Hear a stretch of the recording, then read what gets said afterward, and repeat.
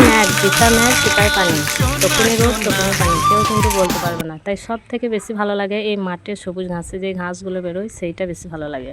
পানির সময় পানি তো হতেই হবে, নাহলে চাষি ভাইদের যে কত ক্ষতি, চাষ না করলে তারা এবার খাবে কি, আর কত বুক ভরার স্বপ্ন নিয়ে তারা চাষ করে। হাজারবার যদি ক্ষতিও হয় তবু কিন্তু চাষ করা ছাড়ে না।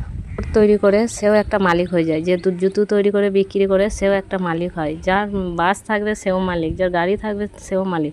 কিন্তু চাষি ভাই যে কষ্ট করে চাষ করে যে ধান থেকে ভাত হয় সে কখনোই মালিক হয় না, সে সবসময় ঋণী এবং দিনমজুরি হয়ে থাকে। তার ধানের ভাত কেউ না খেলে তার দিনও কাটে না, তাইলে তবু সে গরিব দিনমজুর। তাই এই পানিতে রাস্তাঘাট কাদা হয়ে গেলেও ভালো লাগে। তবে একটা জিনিস মন খারাপ, এই গরু ছাগল সব কিছু কিন্তু রাস্তায় দাঁড়িয়ে থেকে ভিজতে হয়। গোয়ালেও নিয়ে যাওয়া বাগ নাই, কারণ সেখানে গোয়ালগুলো কাঁদি দেয়, তার জন্য সারাদিনই বাইরে থাকে, তাই ময়লা লাগলেও কিছু করার নাই।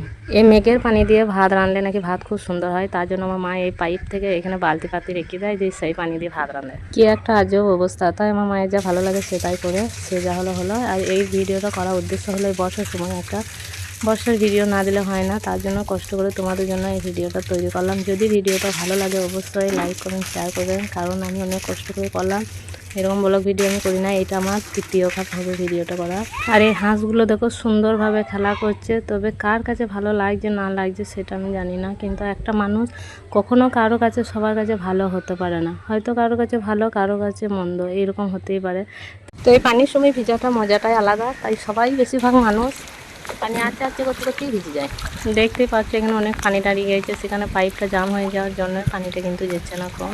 তবে ছাদের মধ্যে আর একটা গুরুত্বপূর্ণ কাজ, যদি কোনো সময় ছাদের মধ্যে কোনো আবর্জনা ছাদে থাকে তাহলে ঝেঁটিয়ে সেটাকে ফেলে দেওয়া উচিত, কারণ সেখানের মধ্যে পানি দাঁড়িয়ে থাকলে নিচেতে পানি শোপ করবে, আবার অল্প দিনের মধ্যে সেই ছাদটা নষ্ট হয়ে যাওয়ার সম্ভাবনা থাকে।